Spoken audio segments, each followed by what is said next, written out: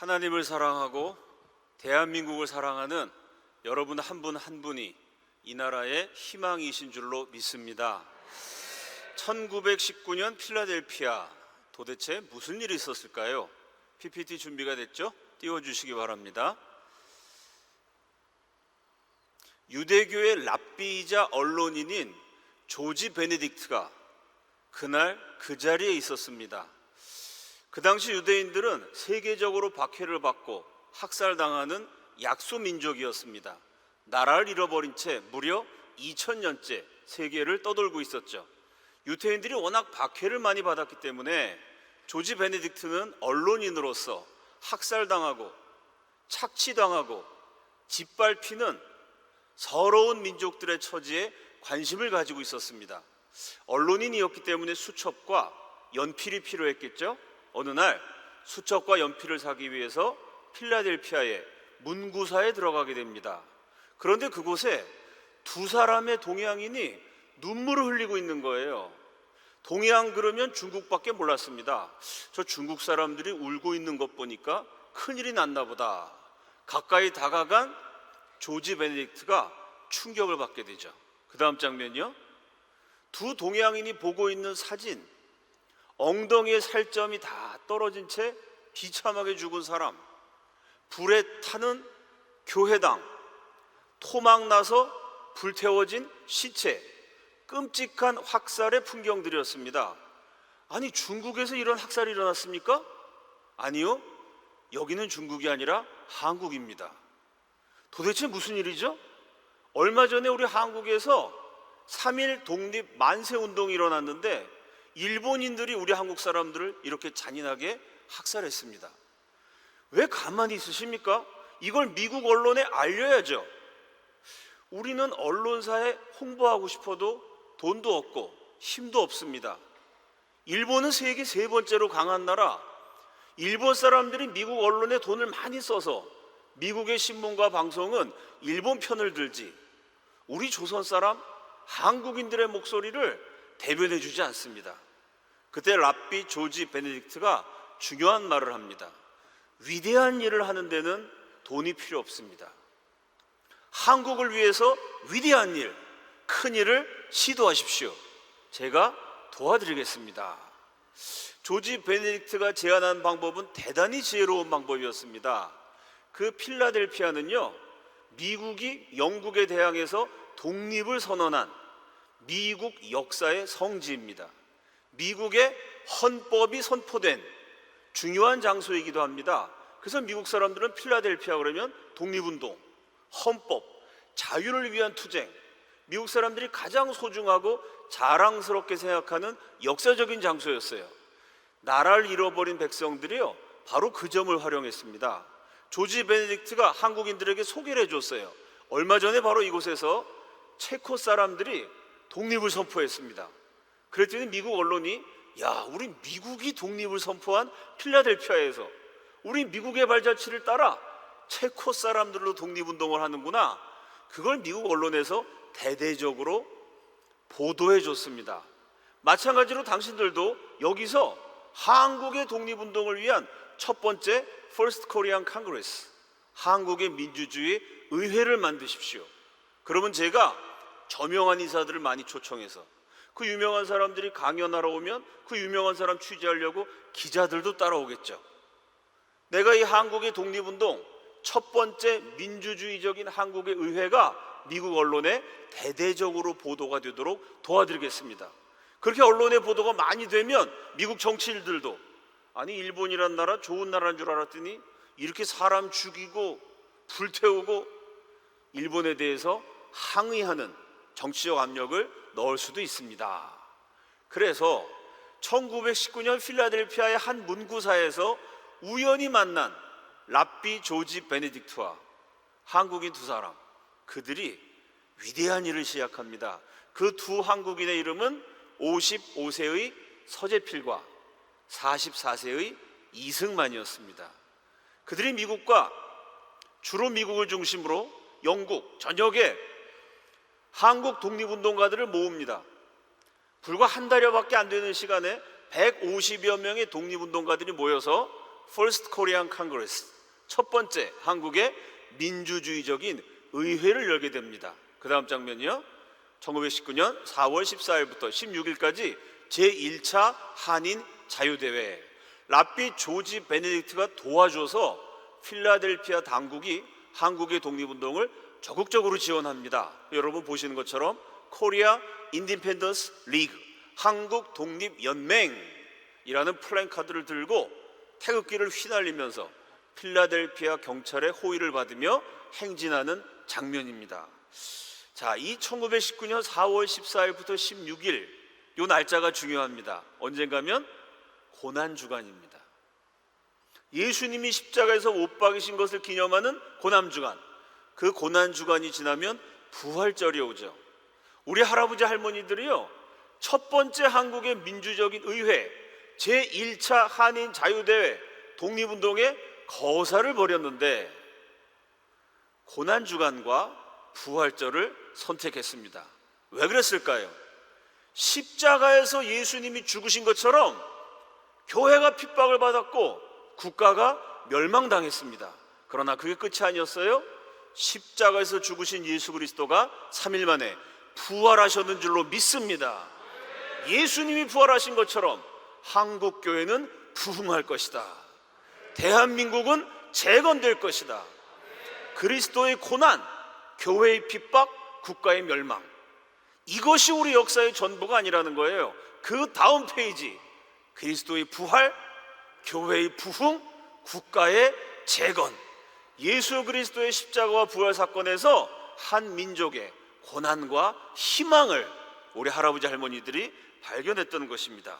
그 다음 장면이요, 이 첫 번째 한인 자유대회에서 우리가 새롭게 건국할 나라 대한민국의 정체성을 확립합니다. 다 함께 읽겠습니다. 시작. 우리의 목적은 아시아의 민주주의다. 우리의 희망은 보편적 기독교 정신이다. 1917년에 러시아에서 공산주의 혁명이 일어났어요. 나라를 잃어버린 식민지들이 열광을 했습니다. 공산주의적인 철학과 공산주의적인 투쟁 전술을 따라서 독립운동을 전개했어요. 대부분의 나라가 독립운동의 주축 세력은 공산주의였습니다.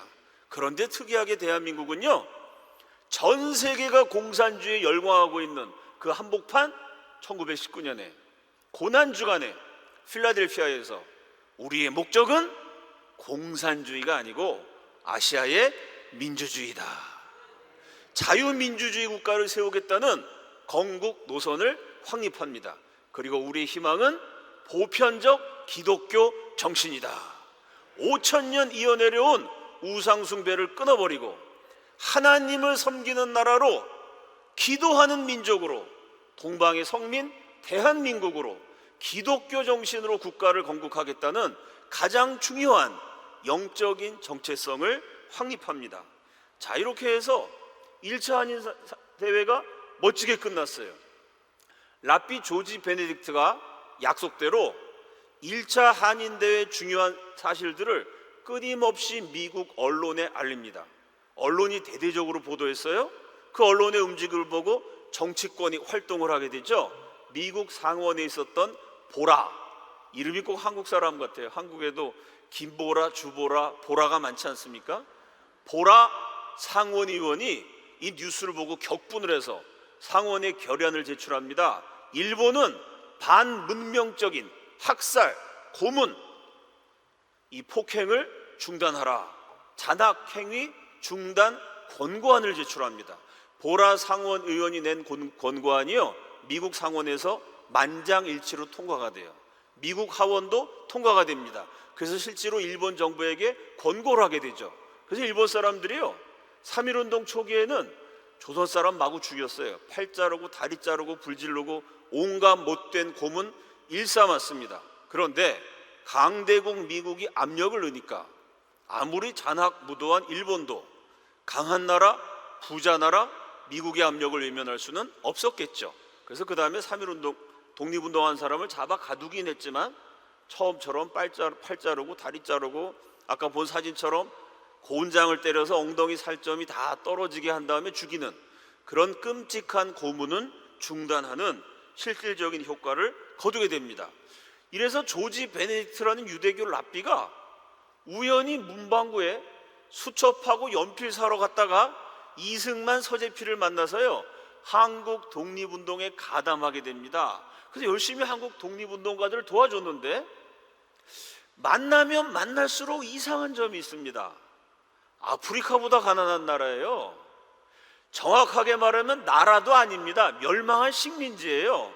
아프리카보다 가난한 멸망한 식민지의 망명 독립운동가들, 참 불쌍하고 서럽고 안타까운 처지에 있는 비참한 사람들입니다. 그런데 그 비참한 사람들에게서 생명력이 느껴져요. 그들의 표정 속에 알 수 없는 희망이 빛나는 걸 발견합니다. 저건 도대체 뭐지? 우리 유대인들도 2000년 나라 없이 전 세계를 떠돌았는데, 끊임없이 박해받고 학살당했는데, 아니 그 박해와 학살을 견뎌내고 살아남은 건 유대인이 세계 1등이죠. 그런데 유대인 공동체에게서도 볼 수 없는 이 생명력, 저 한국의 독립운동가들에서 느껴지는 저 밝은 기운, 뿜어내는 희망, 도대체 저 사람들은 뭘까? 유대인들은 구약 성경을 믿습니다. 신약과 예수 그리스도를 부인하지만 아브라함과 이삭과 야곱의 하나님을 믿죠. 영적인 세계를 믿기 때문에 이 랍비 조지 베네딕트가요, 한국인들 사이에 흐르는 영에 관심을 갖습니다. 저 한국 사람들 사이에 감돌고 있는 영, 한국인들의 영혼을 지배하고 있는 영, 저 영의 정체는 뭘까 고민하다가 발견합니다. 그 발견은 대단히 아픈 것이었어요. 대단히 고통스러운 발견이었습니다. 왜 그러냐면요, 유태교하고 기독교는 원수거든요. 유태인들이 예수를 십자가에 못 박아 죽이지 않았습니까? 아니 우리가 그토록 오랜 세월 메시아를 기다렸는데 그 메시아가 로마 제국에서 우리 유태인들을 해방시켜 줄 줄 알았는데, 아니 무슨 메시아가 십자가에 딱 매달려 그냥 죽습니까? 아니 무슨 메시아가 유태인을 위한 나라를 만드는 게 아니라 막 이방인들에게 복음을 증거하고 엉뚱한 짓을 해요? 유대인들은 예수를 부인했어요.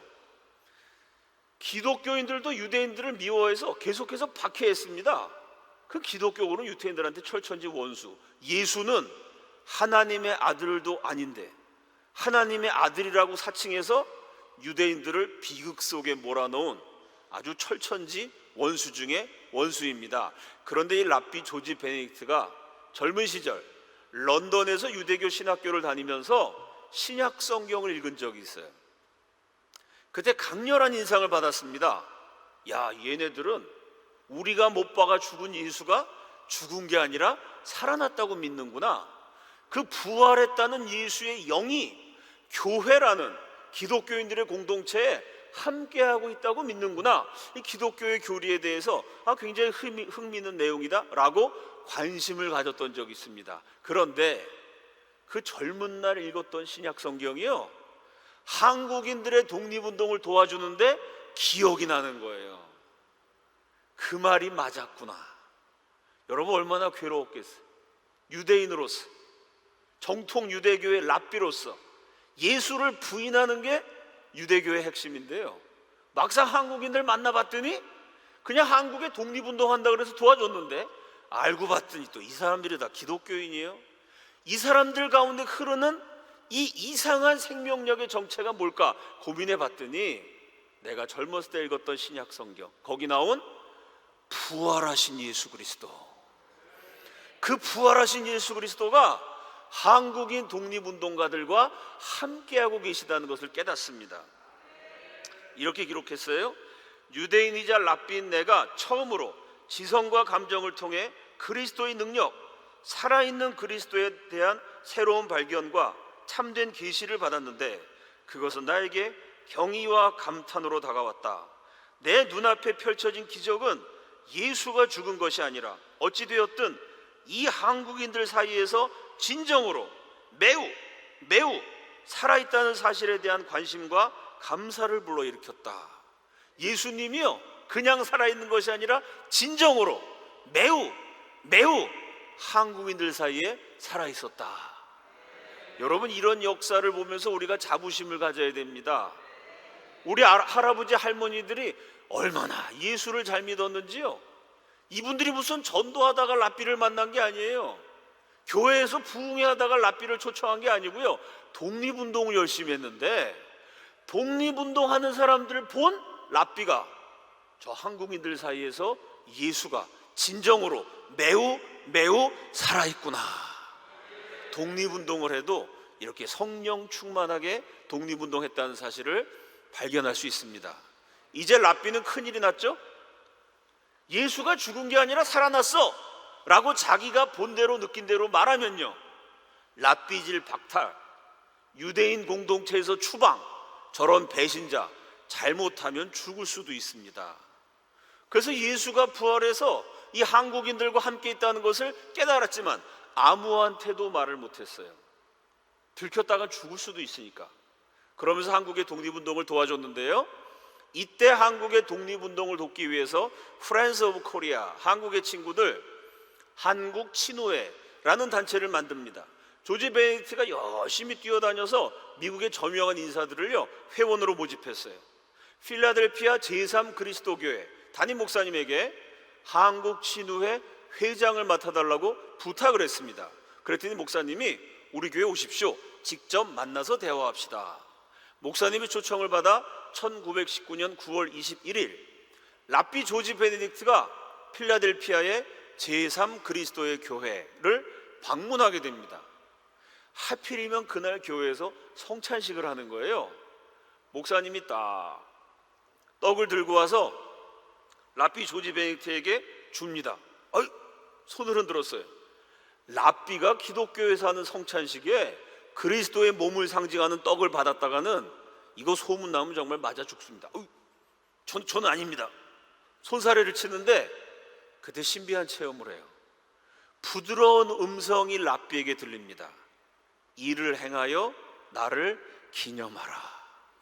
예전에 읽었던 신약 성경의 말씀, 그 음성이 너무나 달콤해서 자기도 모르게 떡을 먹었어요.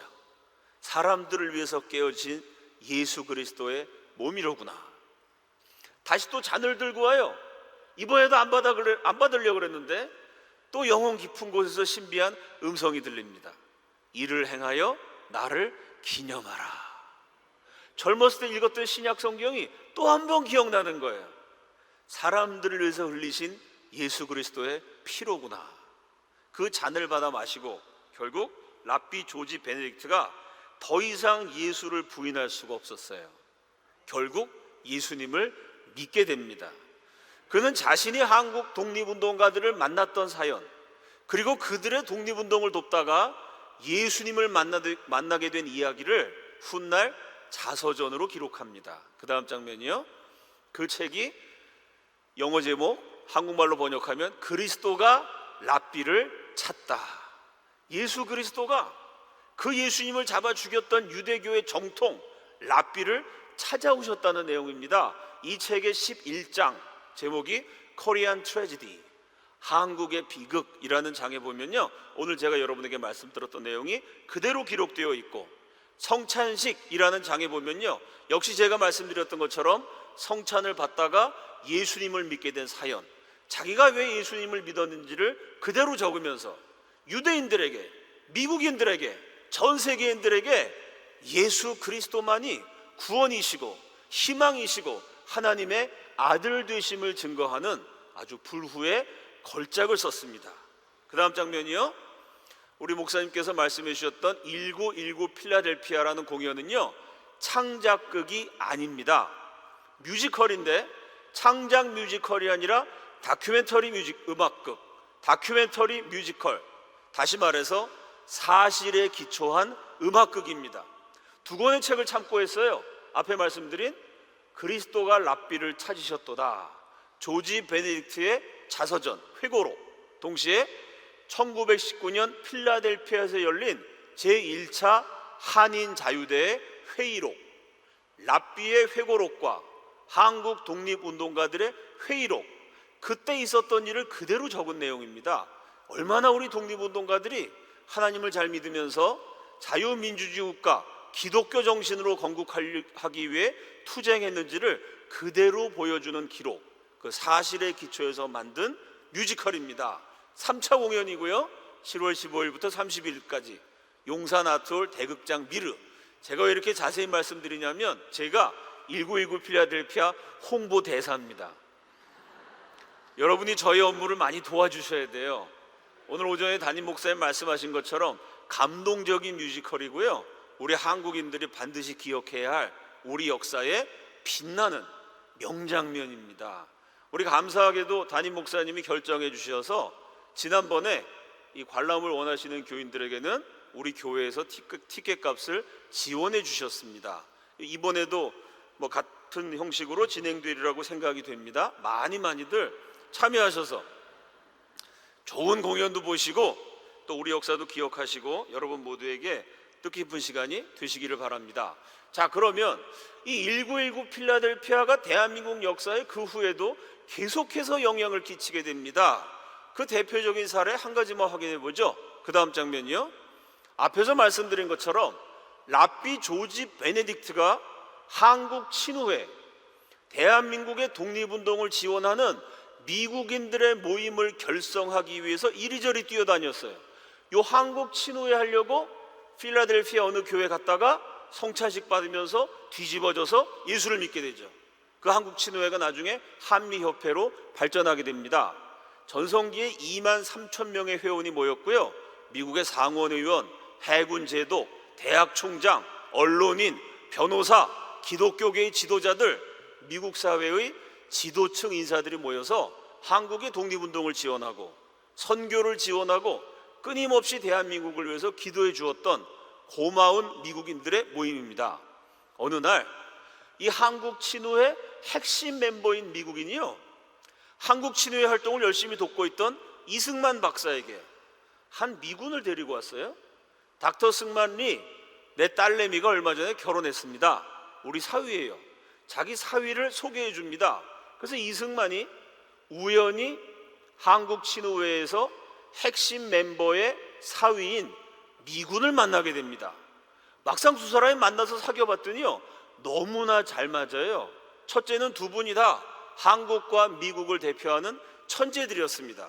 둘째는 독실한 기독교인이었고, 셋째는 당시로는 드물게 열렬한 반공투사, 공산주의하고는 싸워야 된다는 강경론자들이었어요. 그래서 처음에는 우연히 만났다가 두 사람이 아주 가까운 친구가 됩니다.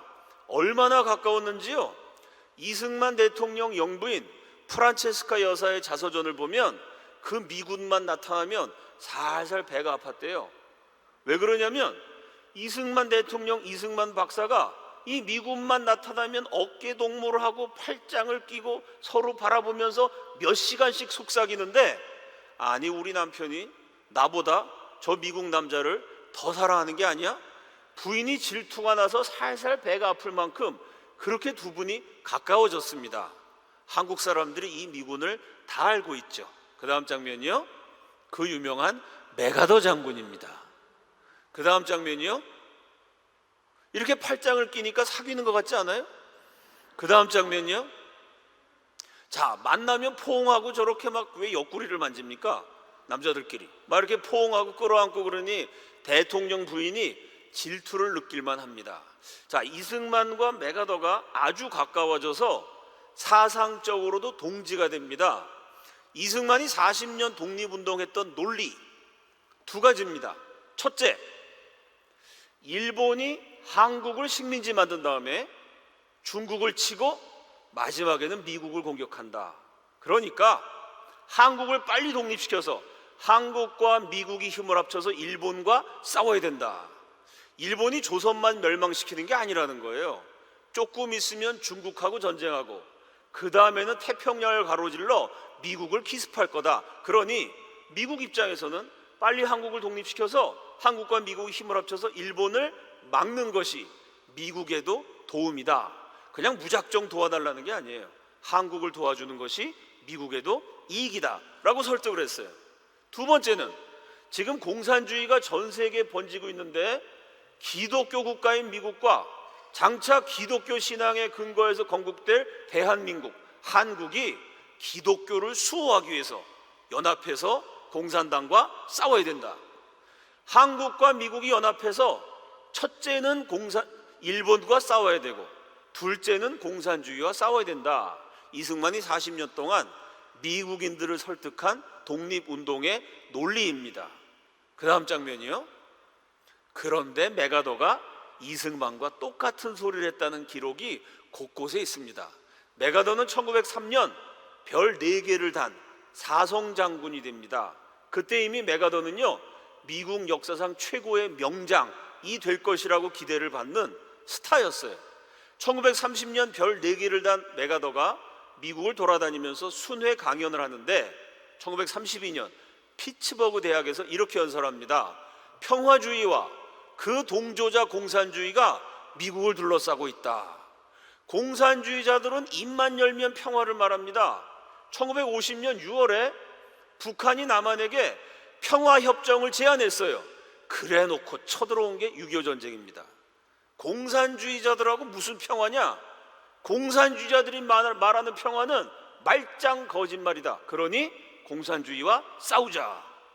이 메가더의 얘기가 이승만의 주장하고 똑같아요.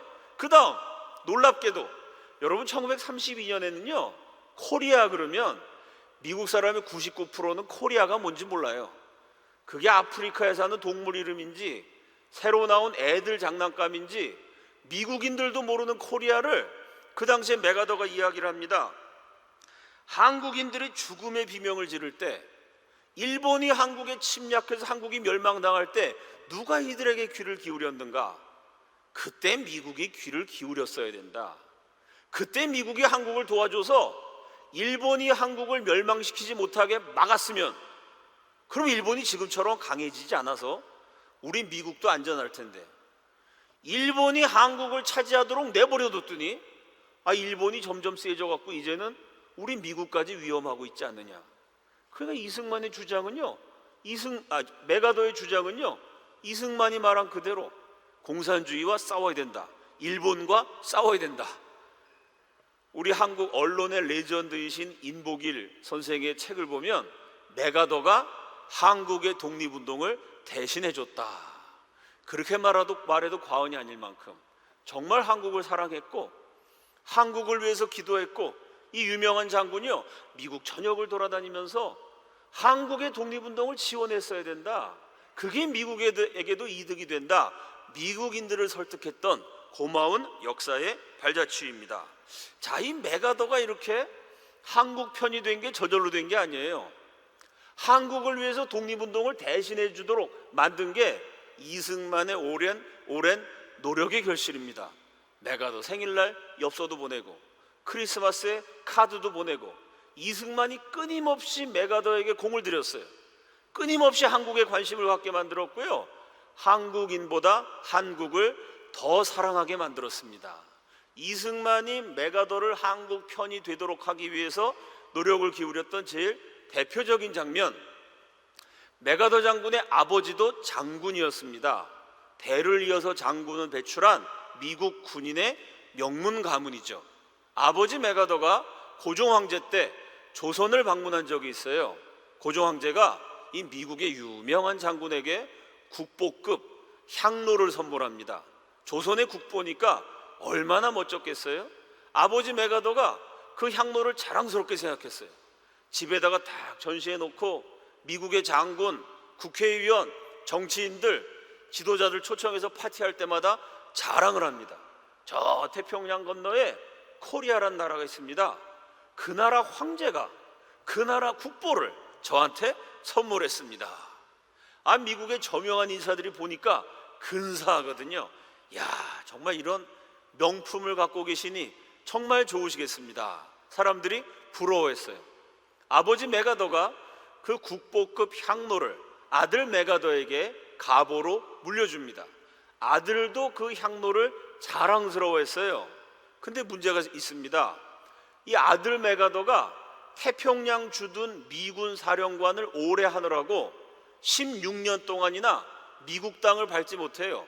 그 귀한 향로가 있는데 맨날 아시아에서 군사훈련 받고 근무를 하다 보니까 이걸 볼 수도 없고 자랑할 수도 없습니다. 그래서 결국은 자기 고향집에 있는 향로를 운반을 해서 태평양의 사령관 막사에다가 딱 전시해 놓습니다. 그리고 전쟁을 하면서도 자랑을 해요. 같이 싸우는 장군들 오면은 우리 아버지가 물려준 가보인데 조선의 국보입니다. 사람들이 보고 야, 근사합니다, 감탄을 해요. 또 문제가 생깁니다. 태평양 전쟁 때 일본군이 메가더 사령부를 기습 공격해요. 메가더가 급하게 탈출을 했는데 부관이 실수로 그 귀한 향로를 태평양 바다에 빠뜨렸어요. 메가더가 열받아 갖고 미국 해병대를 풀어서 바다를 뒤집니다. 여러분 생각해 보세요. 한강에 주전자가 하나 빠졌어요. 그걸 무슨 수로 찾겠습니까? 이건 한강이 아니고 넓디 넓은 태평양에 주전자만한 향로 하나 빠진 거 찾을 수가 없죠. 그런데 군대를 풀어서 뒤질 만큼 메가더가 향로를 잃어버린 이를 안타까워했어요. 이승만이 그 정보를 입수합니다. 이거다. 이 향로를 이용해서 메가더와 미군을 한국을 위해서 돕도록 만들어야 되겠다. 정권을 잡자마자 전국을 뒤져가지고요, 메가더의 아버지가 선물로 받은 향로 똑같은 작품을 찾아냅니다. 여러분, 그 향로를 만든 예술가가 하나만 딱 만들고 은퇴하진 않았겠죠. 예술가들이 비슷한 작품을 여러 개 만들잖아요. 그 아버지가 받은 향로와 똑같은 질동대의 향로를 찾아요. 그것과 비슷한 수준의 명품 순은재 향로, 청옥 화병 3개를 딱 준비합니다. 1948년 8월 15일 역사적인 대한민국 건국일에 메가더를 서울로 초대해요. 메가더는 그 당시에요, 미국 대통령보다 인기가 높았습니다. 5천만 명 이상이 죽은 2차 세계대전을 승리로 끝낸 영웅, 그런 위대한 메가더가 아프리카보다 가난한 나라, 그것도 분단된 나라, 그것도 나라 세우고 1년 10개월 만에 공산당이 쳐들어와가지고 언제 망할지 모르는 나라, 이런 나라 세우는 건국기념일에 방문할 이유가 없습니다. 그런데 메가더가 왔어요. 왜? 내 친구 이승만이 40년을 기도해서 나라를 세우는데 내가 직접 가야 되겠다. 세계 최고 명장 스타인 메가더가 한국에 오는 바람에요, 세계 주요 언론들이 메가더를 취재하려고 우르르 몰려옵니다. 그 바람에 1948년 8월 15일 대한민국 건국의 이야기가 대한민국 때문이 아니고, 대한민국은 그 당시에 그렇게 중요한 나라가 아니었어요. 이 메가더라는 슈퍼스타 때문에 전 세계 주요 언론에 보도가 되죠. 메가더가 서울에 딱 오자마자 이승만이 먼 길 오시느라 수고가 많았습니다. 선물을 딱 내밀어요. 감사합니다 그러고 메가더가 선물을 풀어보다가 눈알이 튀어나왔겠죠. 그 아버지가 물려준 향로, 바다에 빠뜨렸다고 해병대를 막 재촉해서 뒤졌던 그 향로가 나타나는 거예요. 얼마나 감격했겠어요. 깜짝 놀라서 이승만을 쳐다봤더니 그 다음 것도 풀어보시죠. 풀었더니 이번엔 비슷한 순은재 향로, 그 다음 거는 청옥 화병. 하나만 줘도 될 거를 이승만이 왜 3개를 줬을까요? 우리 한국인들은 딱지치기를 해도 삼세판에 끝장을 냅니다. 우리 한국에 문화가 있잖아요. 삼위일체적인 문화. 실제로 딱지치기, 삼세판 하는 것과 삼위일체가 무슨 상관이 있나, 뭐 이런 걸 연구한 논문도 실제로 있습니다. 뭐 연구 결과는 아직 밝혀지진 않았습니다만은 어쨌든 3개를 딱 줬어요. 삼세판에 메가더를 끝장내버렸습니다. 메가더가 너무너무 감격해서 이승만이 왜 선물을 줬는지 알죠? 그걸 말해야 합니까? 이심전심 마음이 통합니다. 그날 메가더가 대한민국을 위한 위대한 언론 플레이를 합니다. 그 다음 장면이요. 자, 메가더가 한국에 왔기 때문에 세계 유소 언론이 취재를 했어요. 세계 최대의 언론, 지금도 손꼽히는 뉴욕타임즈의 일면 첫 번째 기사에 코리아라는 단어가 있죠. 그 밑에 메가더 때문에 코리아를 취재했다라고 볼 수 있는 기사입니다.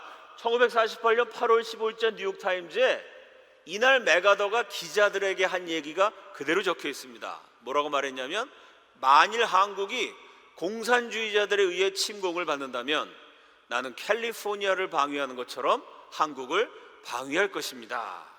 공산주의자가 경기도나 강원도에 침략하면 메가더는 경기도, 강원도가 공격받은 것이 아니라 캘리포니아나 텍사스, 다시 말해서 한국이 침략당한 것이 아니고요, 내 조국 미국이 침략당했다고 생각하고, 다른 나라를 위해서 싸우는 것이 아니라 내 나라 미국을 위해서 싸운다고 생각하고, 있는 힘을 다해 싸워서 각하의 조국과 각하의 정부와 각하의 국민을 지켜드리겠습니다 라고 메가더가 이날 이승만에게 약속을 해요. 그 얘기를 기자들이 기록하면서 논평을 붙였어요. Too emotional, 지나치게 감정적이다. 여러분, 서울에서 공산당이 총을 빵 쏘면 캘리포니아에서 미국 사람이 그러면서 죽을까요? 서울에 쳐들어온 것과 캘리포니아는 아무 상관이 없어요. 그런데 메가더가 상관이 있대요. 서울을 침략하면 캘리포니아를 침략한 것처럼 싸워서 지켜준다? Too emotional. 이건 너무 감정적인 얘기다. 메가더처럼 명장이면 냉정하고 냉철해서 지킬 수 있는 약속을 해야지, 자기 친구가 대통령 되고 나라 세우니까 너무 기분이 좋아서 너무 감정적으로 치우쳐서 감격에 겨운 나머지 지키지도 못할 약속을 했다라고 신문 기자들은 적었지만, 메가더는 결코 지키지 못할 약속을 한 것이 아니었습니다. 그 약속을 지켜서 6.25 전쟁이 터지자 무려 178만 명의 미군을 이끌고 한국을 지켜주기 위해서 달려오게 됩니다. 이렇게 메가더를 끌어들여서 대한민국을 지킨 것, 이게 저절로 일어난 일이 아니고요, 40년에 걸친 이승만의 노력, 메가더로 하여금 한국을 사랑하게 만들었던 그 기나긴 독립투쟁의 열매를 맺은 것입니다. 자, 이렇게 미군이 와서 겨우겨우 공산화는 막았는데 기습 공격을 당하는 바람에 6.25 전쟁 초기에는 대단히 위태로웠습니다. 3일 만에 수도 서울이 함락됐고요, 3일 만에 대한민국 국군 8만 5천 명 가운데 절반 이상이 죽거나 행방불명이 됩니다. 낙동강 전선까지 밀렸어요. 거기서 뚫리면 대한민국은 없어지는 겁니다. 그 절체절명의 위기에 이승만의 행동을 기록한 기록이 있습니다. 그 다음 장면이요, 6.25 전쟁의 기록관 역할을 하셨던 대통령 영부인 프란체스카 도너 리의 기록입니다. 이때 너무 과로하셔갖고 열병으로 누워있는데, 열병으로 누워서 귀가 멍멍멍멍한데 남편 대통령의 기도 소리가 매일 들리는 거예요. 오 하나님, 우리 아이들을, 이 대통령 할아버지가 우리 국군, 손잡벌 되는 국군을 항상 아이들이라고 불렀어요. 우리 아이들, 우리 아들들, 내 손주들, 우리 아이들을 적의 무자비한 포탄 속에서 보호해 주시고 죽음의 고통을 덜어 주시옵소서. 총이 없는 아이들을, 이때 우리나라가 얼마나 가난했는지 전쟁하는 군인들이 총도 제대로 없었어요. 총도 없는데 나라 지키겠다고 싸우는 겁니다. 오직 나라를 지키겠다는 신념만으로 싸우고 있나이다. 당신의 아들들은 장하지만 희생이 너무 크옵니다. 하나님, 나는 당신의 기적을 기다리고 있습니다. 사람의 힘으로는 안 돼요.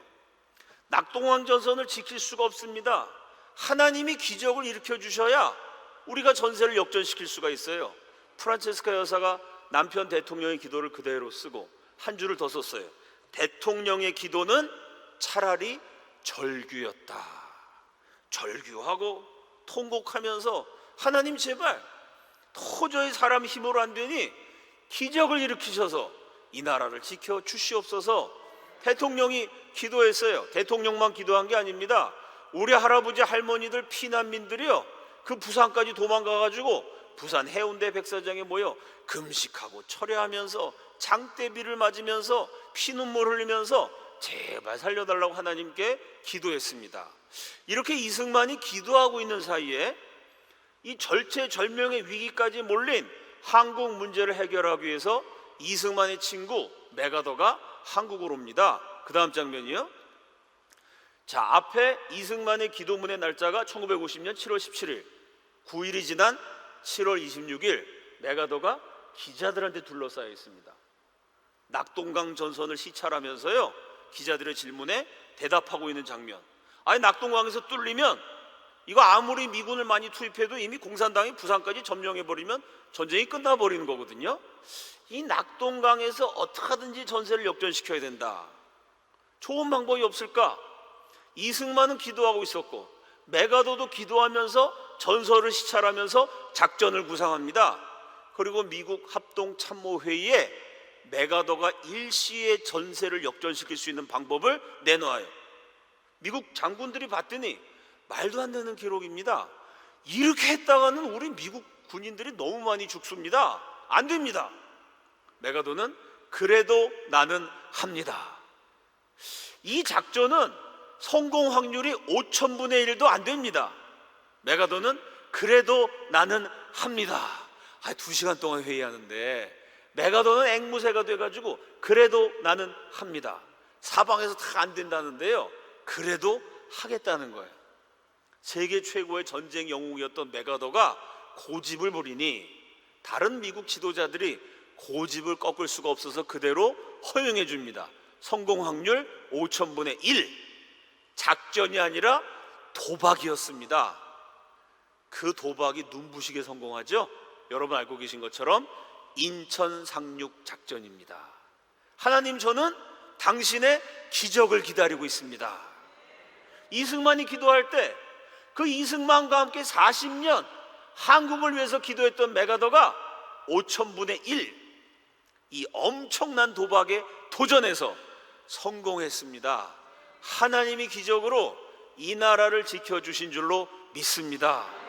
이렇게 9월 15일 날 인천 상륙작전 멋지게 성공해서요, 9월 28일 날 드디어 공산당에게 6월 28일에 뺏겼던 수도 서울을 정확하게 3개월 만에 서울을 되찾아요. 요거 안 띄워주셔도 됩니다. 좀 이따 띄워주시면 됩니다. 9.28 서울 수복 사건인데요, 서울을 되찾은 다음에 이승만 대통령과 메가더, 평생을 같이 했던 동지이자 기독교인이자 반공투사이자 대한민국 독립운동과 건국의 은인이었던 두 명콤비가 두 분의 동역했던 수많은 사건 가운데 최고의 명장면을 연출합니다. 1950년 9월 28일 중앙청에서 서울 수복식을 거행해요. 정부에서 하는 서울 수복식, 기념식 행사입니다. 기념식의 마지막 순서로 이승만 대통령이 자기 친구 메가더에게 너무 고맙다고, 얼마나 고마워요, 대한민국 지켜주고 서울을 되찾게 해줬으니, 훈장을 수여해요. 그리고 메가더가 훈장 수여 받은 다음에 연설하는 것으로 식이 끝나게 되어 있었는데, 그 메가더가 연설을 특이하게 합니다. 연설이 아니라 설교예요. 하나님이 이 나라를 지켜줄 줄로 믿습니다. 그러더니요, 마지막으로 어떻게 끝났냐면 다 함께 기도하겠습니다. 하늘에 계신 우리 아버지, 이름이 거룩히 여김을 받으시오며, 메가더 장군이 앞에서 주기도문을 외워요. 거기 참석한 한국과 미국의 지도자들이 눈물을 글썽이면서 저 멀리서 인민군이 쏘는 대포 소리가 들리고 비행기 날아가는 소리가 들리고 피난민의 비명 소리가 들리는 아수라장 서울 한복판에서 하늘에 계신 우리 아버지여, 주기도문을 따라서 외우면서 기도로 서울 수복심을 마무리합니다. 그러니까 우리가 예배 마칠 때 기도로 마치잖아요. 마치 예배를 드리는 것처럼, 이 서울을 하나님께 바치는 것처럼 그렇게 감격적인 서울 수복식을 마칩니다. 이렇게 지도자들만 기도한 게 아니에요. 아까 그 사진 띄워주시기 바랍니다. 이게 9.18 서울 수복, 치열하게 전쟁을 해서 서울을 되찾은 미군 병사들에 대한 사진입니다. 그 사진첩에 이런 장면이 있어요. 미군 병사들이 전투가 끝나고 다 지쳐가지고 이쪽에 있는 사람은 눈 이렇게 누르고 있지 않습니까? 다 지쳐 떨어진 미군들이 아마 중앙청인 것 같아요. 그 계단에 앉아 있는데 무릎을 꿇고 있어요. 이게 어떤 사진인가 봤더니요, 서울을 수복한 다음에 미군들이 예배 드리는 장면. 메가더 장군, 이승만 대통령 같은 최고 지도자도 하나님께 기도했어요. 그 공식적인 기념식에서 마치 예배를 드리는 것처럼 주기도문을 외웠어요.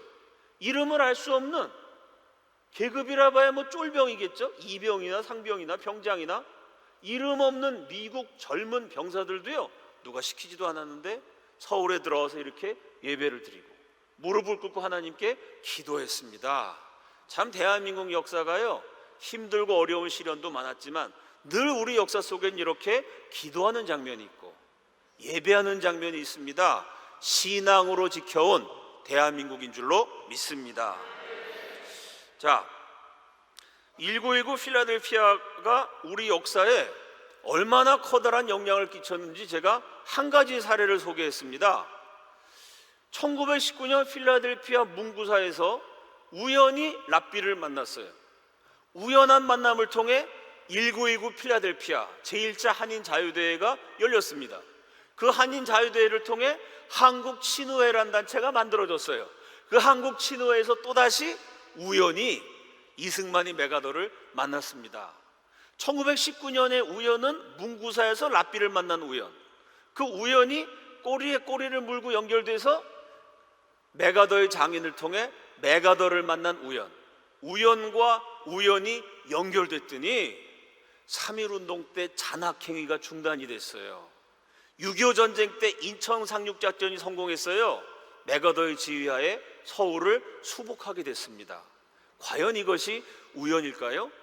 우연히 랍비를 만나게 해주시고 우연히 메가더 장군을 만나게 해주셔서 그 우연한 만남을 통해 대한민국을 지켜주신 하나님의 필연인 줄로 믿습니다.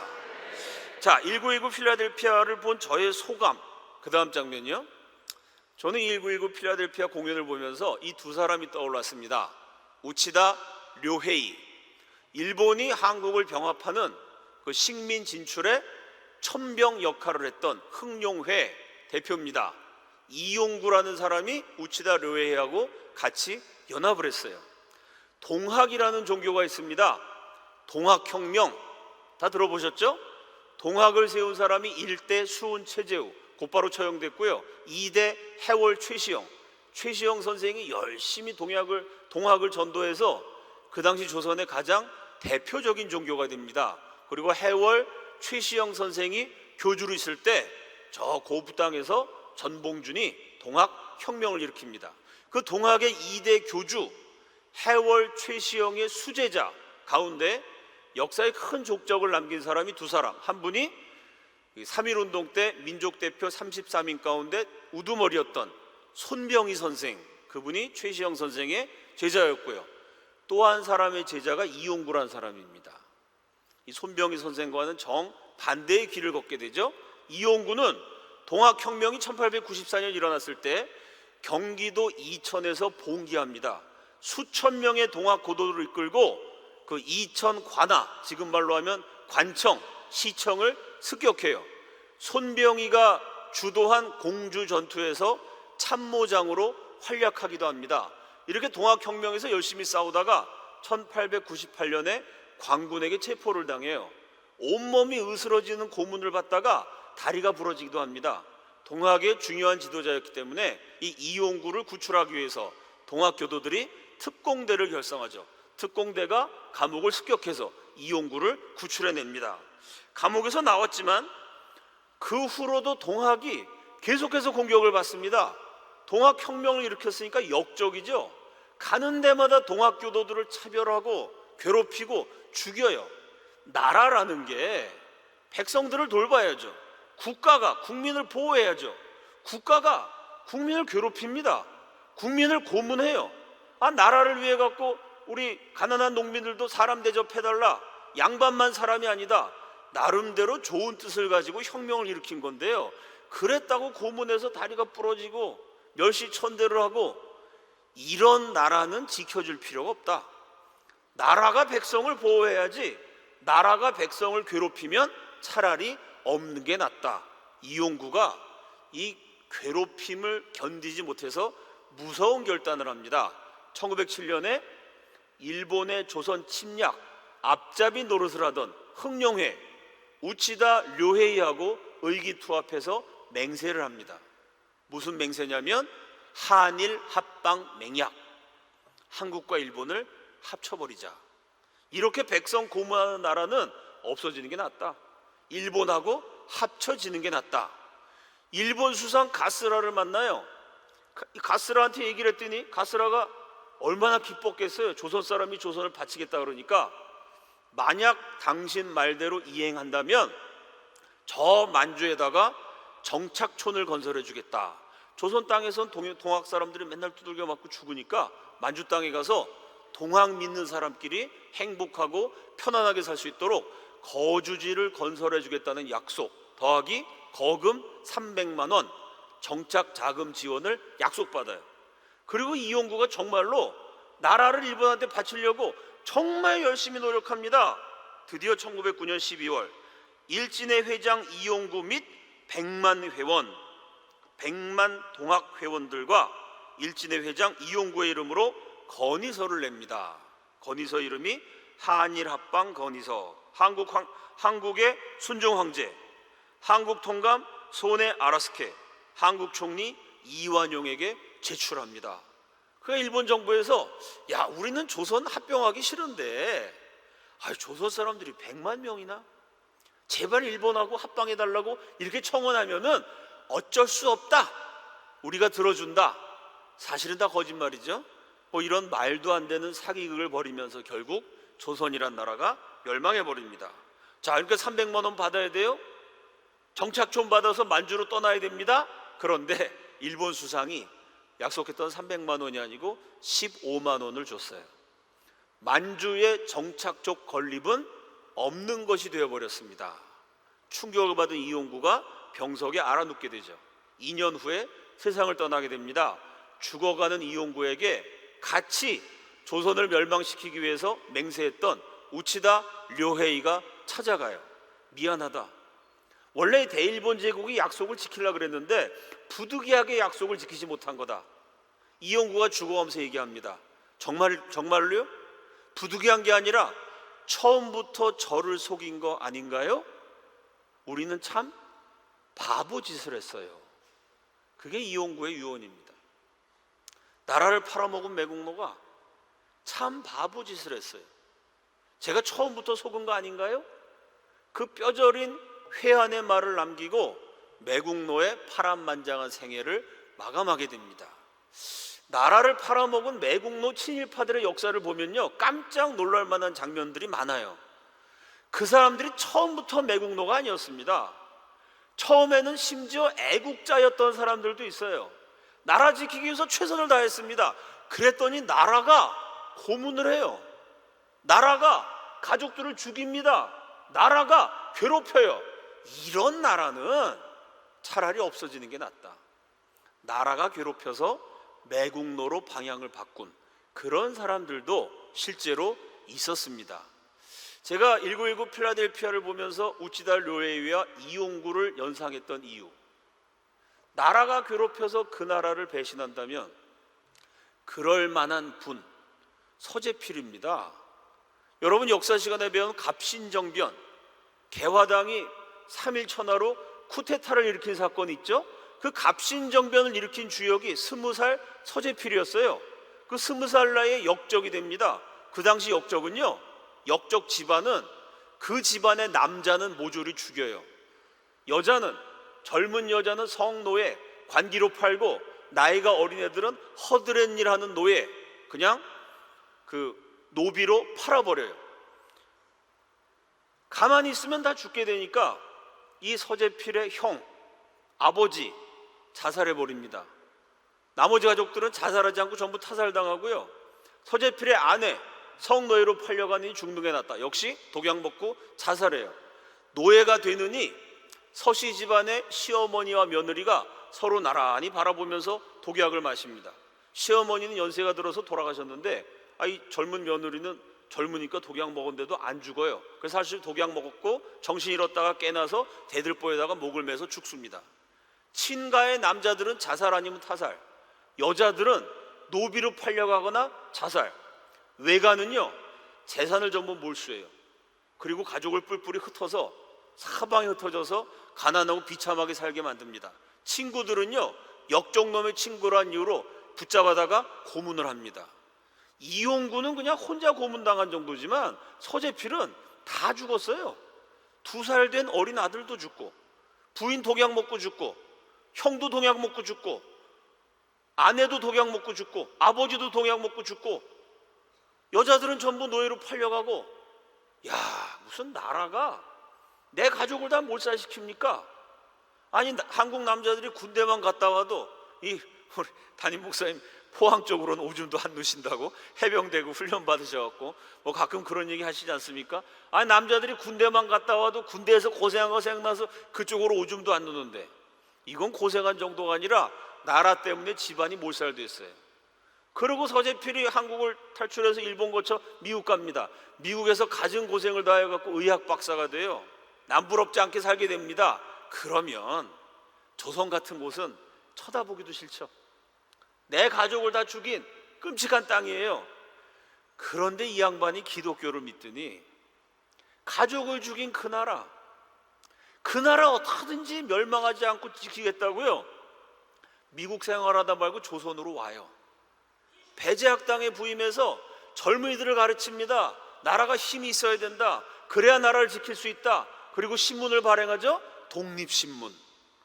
우리나라 어떻게든지 독립을 지켜야 된다.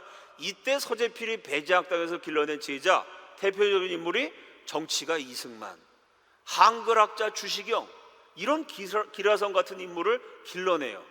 아니, 가족을 죽인 나라가 뭐가 좋다고 그렇게 그 나라 지키겠다고 헌신을 합니까? 그랬는데도 나라는 서재필을 또 괴롭혀요. 독립협회에서 계속 인재를 길러내고 독립신문 만들고 그랬더니 저 역적 놈이 또 역적질한다고 그렇게 서재필을 못 살게 굴어가지고 서재필 박사가 추방되는 것처럼 또 조선 땅을 떠납니다. 그리고 미국 가갖고요, 병원 차렸어요. 병원이 잘 됐습니다. 돈을 많이 벌어갖고 문구사를 차립니다. 문구사가 지점도 있고 본점도 있고 직원만 60, 70명, 병원이 있고 직원 한 70명 둔 중소기업 사장, 남부럽지 않게 살았어요. 88년 서재필 박사의 생애 가운데 경제적으로 쪼들리지 않고 뭐 큰 근심 걱정 없이 풍족하게 살았던 거의 유일한 시기입니다. 그렇게 잘 살고 있었는데 1919년 3.1운동이 터집니다. 서재필 자서전에 이렇게 썼어요. 3월 1일에 대한독립 만세 소리는 한라산을 넘고 태평양을 건너 미국에까지 들렸다. 나는 필라델피아에서 이 소식을 접했다. 조선의 독립운동이 이같이 급속도로 진전될 줄은 상상하지 못했다. 나는 메스를 버리고 시험관을 내던진 채 밖으로 뛰쳐나갔다. 의사 선생님이 메스를 버리고 시험관을 던지고 뛰쳐나가갖고 이때부터 독립운동에 투신합니다. 독립운동하면서요, 전 재산을 정리해요. 병원과 여러 개의 문구사를 정리했더니 당시 돈으로 7만 6천 달러, 지금 돈으로 하면 몇백만 달러, 한국 돈으로 하면 글쎄 한 몇십억 정도 되는, 여러분 생각해 보세요. 병원이 하나가 있고 직원 한 70명 있는 문구사가 여러 개 있으면 그 건물만 해도 값이 얼마나 나겠어요. 그 많은 재산을 다 정리하고요, 독립운동에 전부 다 쏟아부었어요. 그리고 본인은 파산합니다. 그때부터 88년 만 88세로 돌아가실 때까지 평생 가난하게 사시면서 잃었던 나라를 되찾기 위해서 헌신을 하죠. 이승만도 마찬가지입니다. 신기하게도 이용구가 잡혀서 고문당한 게 1898년. 1898년에 고문당해서 이용구는 너무나 그 원한을 잊지 못하고 매국노가 돼버렸어요. 이승만은 1898년에서 1899년 똑같은 시기에 잡혀서 한성 감옥에서 고문당했습니다. 이승만 대통령 양자이신 이인수 박사가요, 하와이에 처음 딱 가갖고 아버지를 뵀는데 이 노인 대통령이 샤워를 하시는데 뒤에서 봤더니요, 거의 엉덩짝이 거의 없으시더래요. 고문당한 후유증 때문에 몸이 다 그냥 엉망진창이라는 거예요. 이분이 어떻게 저런 몸을 가지고 독립운동은 고사하고 뭐 6.25 전쟁을 견뎌낸 거는 고사하고 저런 몸으로 지금까지 살아계신 것 자체가 기적이구나. 23살에 고문당해서 온몸이 망신창이가 돼가지고 91세로 돌아가실 때까지 고문 후유증으로 평생을 고생하셨어요. 여러분, 서재필에게 조국은 어떤 나라인가요? 서재필에게 우리나라는 내 가족을 죽인 나라예요. 이승만에게 우리나라는 평생 씻겨지지 않는, 지워지지 않는 상처와 아픔을 준 나라, 고문한 나라입니다. 그런데 그 나라를 서재필과 이승만은 용서했어요. 기독교인들의 애국이 바로 여기에 있습니다. 예수 안 믿는 사람도 나라 사랑해요. 예수 믿는 우리들이 나라 사랑할 때는요, 우리는 기독교적 신앙을 가지고 애국을 합니다. 우리는 나라를 사랑하면서도요, 예수님을 닮아가면서 나라를 사랑해요. 예수님이 모든 사람의 죄를 대신해서 십자가에 못 박히셨어요. 십자가에 못 박히신 예수님이 뭐라고 말씀하십니까? 누가복음에 보면 아버지여 저들의 죄를 용서하여 주옵소서. 십자가에 매달리신 예수님이요, 자기를 고문하고 자기를 괴롭히고 자기를 모욕하고 자기를 죽이는 그 사람들을 미워하지 않으셨습니다. 끝까지 용서하셨고 끝까지 사랑하셨어요. 그 기독교 정신이 기독교인이었던 서재필과 이승만의 애국에서도 발견이 되죠. 내 가족을 죽인 나라, 나를 고문한 나라. 그 당시에 수많은 아주 뛰어난 인재들이요, 나라 위해서 최선을 다했지만 나라라는 게 그렇게 백성을 괴롭히고 고문하는데 어떻게 사랑합니까? 내 몸에 다리를 부러뜨리고 내 몸을 으스러뜨렸는데 그걸 어떻게 용서해요? 그게 용서가 안 되고 사랑이 안 돼가지고 결국 친일파로 매국노로 전락해버렸습니다. 그러나 우리 그리스도인들은 예수 그리스도의 십자가를 믿습니다. 십자가 너머에 부활을 믿어요. 그래서 예수 믿는 사람은요, 나라를 사랑하되 용서하면서 사랑합니다. 내가 억울한 일을 당해도 사랑해요. 기독교 정신을 가지고 대한민국을 사랑하는 모든 성도들이 되시기를 우리 주님의 이름으로 축원합니다. 자, 이 공연을 보고 저 전라도에 있는 광주 김소혁이라는 18살 고등학생이 관람 후기를 썼어요. 지금부터 약 100년 전, 지금 들어보아도 생소한 미국의 필라델피아란 한 지역에서 이승만 박사와 서재필, 그리고 오직 신념 하나로 뭉쳐진 많은 이들의 위대한 여정이 시작되었습니다. 그들은 오직 신앙과 신념 그리고 애국심이란 믿음 아래 미국과 상하이 등 멀고 가까운 나라에서 제국주의와 그에 비롯된 탄압에 맞서 모국의 주권을 되찾으려, 그리고 우리 민족이 살아갈 자유로운 민주공화국의 건국을 준비했습니다. 그들이 100년 전 걸어온 행보는 당시 누구도 알아주지 않았고 지금까지도 많은 이들은 그들의 투쟁 과정을 생소히 생각하며 더 나아가 애써 부정하는 이들도 있습니다. 생소히 생각하거나 부정을 아무리 한다 한들 우리는 100년 전 그들과 함께 하나님이 만들어내신 자유민주주의 대한민국이라는 고귀한 토대에서 살아오며 많은 것을 누리고 번영을 이루어냈고 앞으로도 하나님의 뜻 아래 빛날 발전은 계속 이루어져 갈 것입니다. 공연 내용 중 지금으로부터 100년이 지난 대한민국의 모습은 어떠할까? 라는 대목이 있습니다. 저는 그 질문에 100년 후 후손으로서 이렇게 대답하고자 합니다. 우리는 하나님의 뜻에 함께한 당신들의 헌신으로 자유 대한민국에서 많은 발전을 이루며 살아갑니다.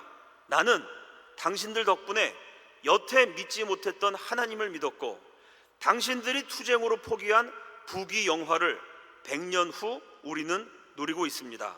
정말 감사합니다.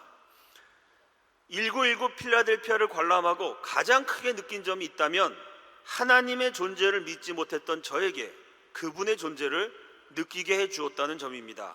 여태까지 종교관도 신앙심도 존재하지 않았던 저는 과거 하나님이 어디 계시냐 라며 항상 물음을 던졌습니다. 그러나 이제 공연을 보고 제 과거의 무릎에 답할 수 있을 것 같습니다. 그 다음 장면이요, 마지막에 이렇게 썼습니다.